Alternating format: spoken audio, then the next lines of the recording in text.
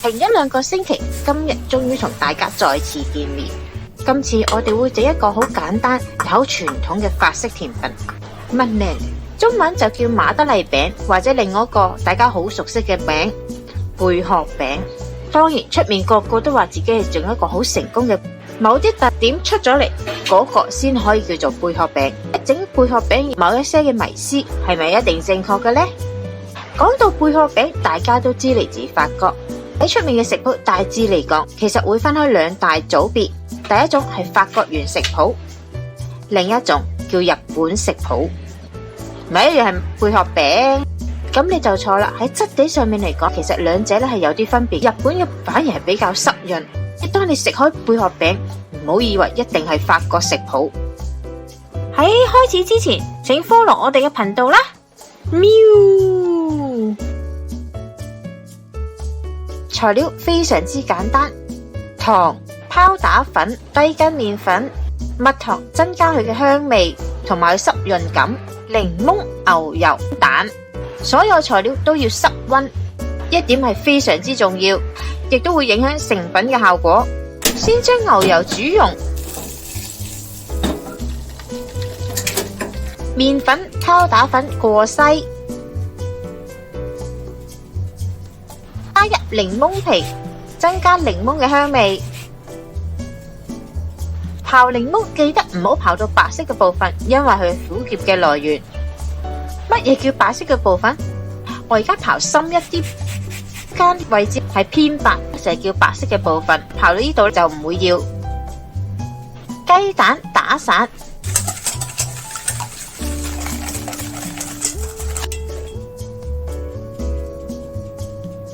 加入之前嘅材料混合。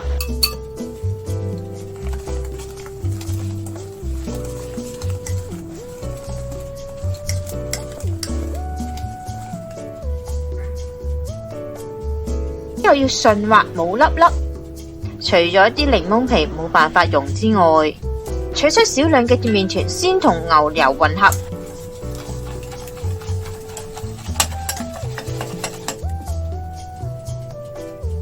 以摺疊嘅形式混合，放入雪櫃休息一陣。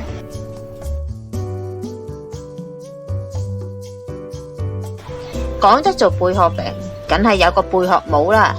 咁模同焗出嚟效果有冇直接嘅關係？答案係有噶。我呢個模咧大概就20-30蚊，一個越好嘅模，焗出嚟花紋你會更加清晰。千祈唔好用膠模，膠模嘅傳熱度比起鐵模差非常之多，亦都會令到成品咧冇辦法升起。喺模上面搽上牛油，鋪上麵粉，盡量令到麵粉可以平均覆蓋，將多餘嘅倒出，一層薄薄麵粉喺個模上面，令到成品容易脫模。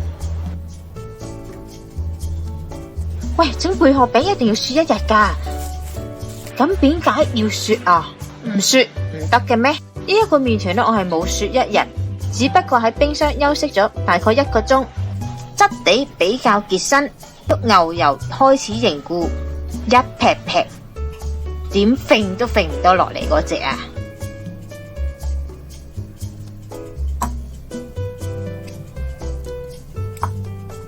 一嚿擺上去就得噶啦。爐溫180度。點解冇雪一日嘅麵團都會上升嘅？麵團要唔要雪一日？好多時要睇翻你蛋糕嘅質地，要了解一個點樣嘅蛋糕質地先係正確。我哋可以去睇翻佢哋焗嘅過程發生緊乜嘢事。爐溫去到180度，個麵團凹凸不平，2至3分鐘，麵團邊嘅牛油咧開始融化變成液體，將成個模填滿。切模嘅受熱同埋傳熱程度比較好。佢底部同四邊凝固，氣溫最脆弱嘅地方上升，即係中心嘅部分。即刻將麵團掟翻出嚟。馬利餅有一種好特別特徵，一定有個好大嘅肚腩仔。如果冇肚腩，你都唔好叫自己做成功嘅貝殼餅啦。的後面有明顯嘅花紋，呢個係貝殼餅第二個特色。所以麵團嘅凝固程度係非常之重要。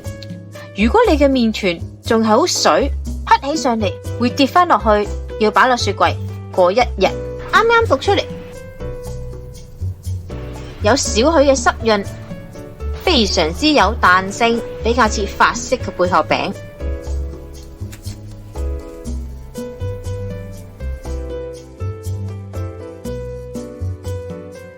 擺咗1日，變得靚身，啲濕潤，會有啲立手。